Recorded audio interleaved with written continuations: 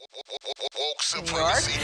That was Florida Governor and likely 2024 presidential hopeful Ron DeSantis. He has gone after President Joe Biden and his immigration policies before. But today, a significant escalation in that fight. DeSantis is taking credit for flying 2 planes yesterday to Martha's Vineyard. Those planes were filled with 50 human beings, migrants from Venezuela. The New York Times writes this, quote, "It was escalating a tactic in which Republican-led states have shipped busloads of migrants to liberal bastions like Washington and New York to protest the significant rise in illegal immigration under President Biden." The Times reports, quote, "The migrant group, which included children, arrived on 2 planes around 3 p.m. without any warning." It's according to State Senator Julian Cyr, a Massachusetts Democrat representing Cape Cod, Martha's Vineyard, and Nantucket. Officials and volunteers from the island's 6 towns, quote, "really moved heaven and earth to essentially set up the response that we would do in the event of a hurricane," he said. State Representative Dylan Fernandez tweeted out this photo saying, quote, "Our island jumped into action, putting together 50 beds, giving everyone a good meal, providing a play area for the children, making sure people have the health care and support they need. We are a community that comes together to support immigrants." Congressman Bill Keating of Massachusetts described the situation this morning and went after DeSantis for using migrants as political pawns. They reported to me that these people got off the plane, men, women, and children from Venezuela, as they told me, and they had a map or instructions in their hand where they would get housing and jobs, and it was a vacant parking lot, the destination. And we contacted our governor. In fact, Jim, this is interesting. This is a tale of 2 governors, 2 Republican governors. One who was using taxpayer money for chartered jets and reportedly his own video photographer to capture this for his own political benefit, taking advantage of women and children, men who didn't know where they were going. And another governor in Massachusetts that we contacted in his office who put his nose to the grindstone and had his agency spring into action and along with local officials deal with the manufacturing crisis. Today, news of more migrants being transported, this time ordered by Texas Governor Greg Abbott, who has been sending migrants around the country for months now. The AP reports this, quote, 2 buses of migrants from the U.S.-Mexico border were dropped off near Vice President Kamala Harris's home in residential Washington on Thursday morning in the bitter political battle over the Biden administration's immigration policies.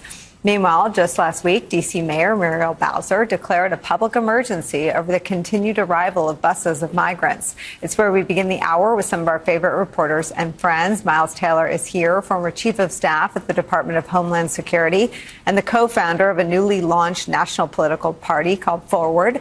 Basil Smikle is back. He's a Democratic strategist and also the director of the public policy program at Hunter College. With us at the table, former CIA director and MSNBC senior national security analyst John Brennan's here. And Harry Litman's back, former U.S. attorney, former deputy assistant attorney general. He's the host of the podcast Talking Feds. I think people want to know what's supposed to happen. Karine Jean-Pierre took that question from the podium. Let me show that to you. There's a process in place. We have had a process in place. There's a legal way of doing this. And for managing migrants, Republican governors interfering in that process and using migrants as political pawns is shameful, is reckless, and just plain wrong. And remember, these are people who are fleeing communism, who are fleeing hardship. And if these governors truly care about border security, they should ask Texas Governor Ted Cruz and Florida Senators Marco Rubio and Rick Scott why they voted against the president's request for record funding for the Department of Homeland Security. So, Director Brennan, I worked for a president who saw the issue of illegal immigration in a way that was not in line with his party. He agreed with the late Ted Kennedy and the late John McCain. I think in his heart he believed in amnesty, as President Ronald Reagan did. The Republican Party has become xenophobic, and this feels like an escalation in that ideology, that they are now willing to move humans around like pieces on a game board as political pawns and symbols. As you point out, Nicole, these are human beings. And as you look at the footage, there are men, women, and children that are there. And as now we're getting closer and closer, I think, to the midterm elections, I think you're going to see more of this politicking on the part of public officials. And it's very unfortunate that Ron DeSantis and others are going to then use the immigration issue and the border security issue, which is a very, very important one. There's no easy solution to it. However, what you shouldn't do is to use these human beings in this politicking that they're getting into. And so therefore, I'm just really pleased to see that the people on Martha's Vineyard welcome these people and try to make sure that as difficult as a situation this is for them, that they're going to try to make them at least comfortable and show them that the United States is a welcoming country. And despite what Ron DeSantis or others do, there are communities in this country that are going to try to do everything possible to stay true to our values as a country that welcomes immigrants, that welcomes those who are not as fortunate as we are. What is the solution when you've got the governors of states like Florida and Texas not interested in being part of the solution, but playing politics with this issue? Well, this is where I think President Biden really has tried to do what a president is supposed to be doing, which is to recognize that the federal government has certain rights receiving these individuals that are coming across the border. So it has to be a balance of, I think, ensuring that our laws are going to be followed, but to also make sure that the people who present themselves at the border and risk their lives coming across the border are not going to be abused and mishandled. And so therefore, I do think it's important that President Biden, just like he did with the pending rail strike, is to actually engage. And I think that's what the White House administration is doing, to make sure that there's going to be this federal government interaction with the state and local authorities so that we can some way, that when you push the politics out of this, you take care of it in a way that both protects our national security and our homeland security, but at the same time shows the compassion and the empathy and the values that the United States is known for. Is it illegal to do what they're doing? I think it is. It's certainly sickening, right, on a couple levels. It's really, especially their kind of pride at it. Pompeo was laughing about it. Right. They were making, good jokes about it. I mean, it's sickening in their disregard for two classes of populations, both the 50 migrants and, of course, the very overstressed small winter population of Martha's Vineyard. There is a law, there's a criminal law that makes it a crime, but it's essentially used, what it really is moving around migrants, and typically it's for people who are trying to take them to safety. I think what ought to happen here, and I don't know, but they ought to bring a civil action to enjoin DeSantis and enjoin anyone else from messing with what is a quintessential. It's a very tough problem, deep thicket, but it's a federal problem. This is a quintessential problem for the federal government, and they're mucking around in this way to score political points, besides being, grotesque, is also against the law. It would be a hard law to make stick, and you're not going to bring a criminal action against DeSantis, but I think a civil action to enjoin, as far as I can see, ought to work. Miles, you were the chief of staff of the Department of Homeland Security. I remember the day that ProPublica broke a story. It might have just been audio. It broke in my hour. It was the sound of toddlers wailing. It was the same time that images broke of children in cages from the Trump-era Department of Homeland Security. And it seemed at that moment that the cruelty of the Republican vision for how we treat human beings who come here from other countries. Laura Bush spoke out. Other former normal Republicans spoke out about the inhumanity. And it feels like DeSantis and Abbott took a page from that and went deeper down the hole into the muck. Do you feel any culpability for what the Trump-era Department of Homeland Security put in motion? Well, I mean, as you know, Nicole, the really very sick BS I saw in immigration is what I cited when I resigned from the administration and left. I think those are, frankly, some of the most grotesque policies of that time period. Some of the people who were the architects of them at the White House are now people who have, we know, advised some of these governors on these tactics. And they should be held accountable for that. I think that using migrants as pawns here is exceptionally twisted. I'd agree with John and Harry on that point. And I'm not even so sure. I'm not a lawyer like Harry is. I'm not even so sure that there's not other hooks for the government to use against these two governors. And I'll give you an example, Nicole. Before I quit, Trump asked us to do basically this. He asked the Department of Homeland Security to go bus and dump, in his words, bus and dump migrants from the border into democratic cities. In particular, he wanted us to pick out the murderers and the drug dealers, the violent ones, and really put those in places. We went to our general counsel's office to find every way to go tell them that was illegal. We got enough options to go back to the White House and say, I put all of the senior staff on an email and said, this is illegal.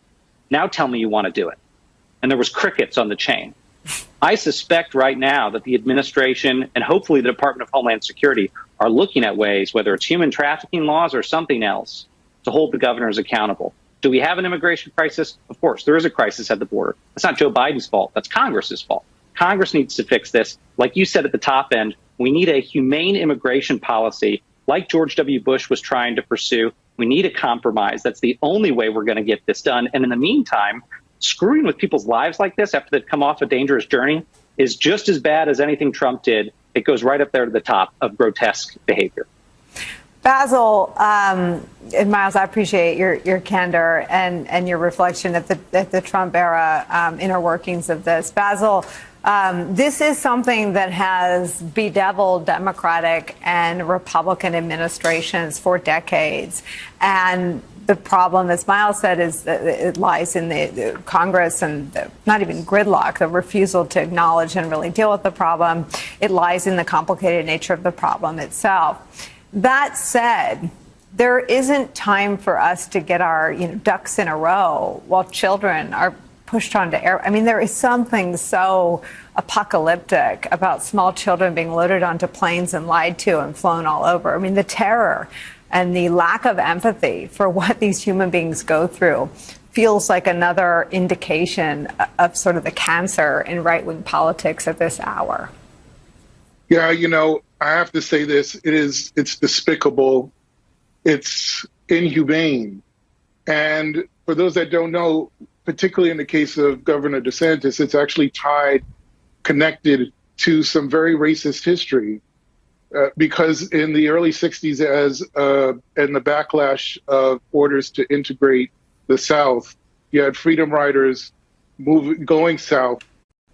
There was a backlash, and Southern segregationists engaged in reverse freedom rides and sent African-American individuals, families, children to northern cities, including Hyannis, near the home of JFK, dropped them off with the same kind of promise that DeSantis gave these migrants, that they would have jobs, they would have opportunities, and of course they had nothing, and they were dropped off in the middle of a place they didn't know, among people they did not know. So the fact that there's this sad connection with these two incidents suggests that this deplorable behavior is spiteful.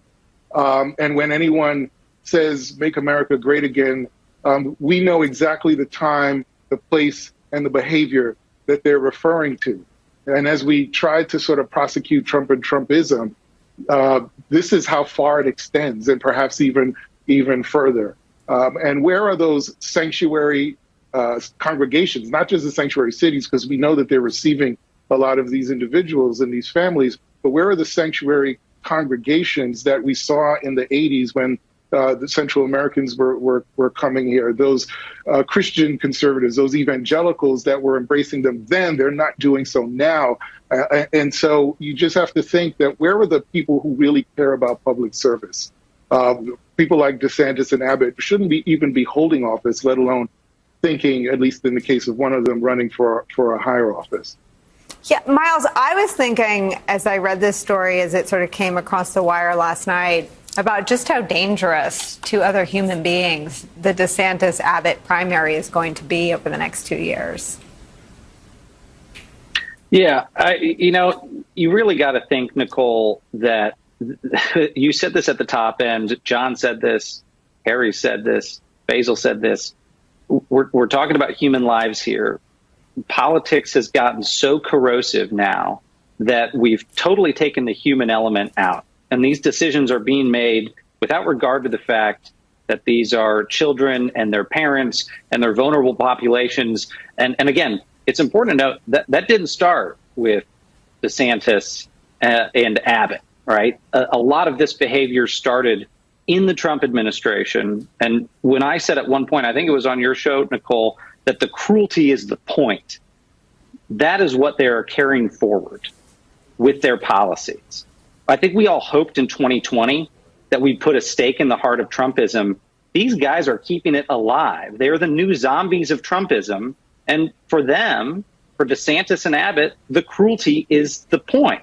They want to create some sort of deterrence by, again, mucking about with these people's lives. What I would like to see is people quit their administrations and speak out, like during the Trump administration. Where are the people in Florida who know this is wrong? Where are the people in Texas who know this is wrong and also can point out the ways it's being implemented, perhaps against state law or in contravention of, the good conscience of these people who became public servants? That's what I want to see. And I hope we do see that soon, in addition to the federal government finding ways to shut this down. At the same time, we also should see Congress pick up its efforts to find a good solution to the border security crisis, but also the humanitarian crisis. The facilities down at the border are not good facilities. They're not welcoming facilities. We do not look like a shining city on a hill when people come here. They come here and they feel like they're in concrete bunkers when they arrive. This is not what America should look like, and it's time for us to wake up and do something about it.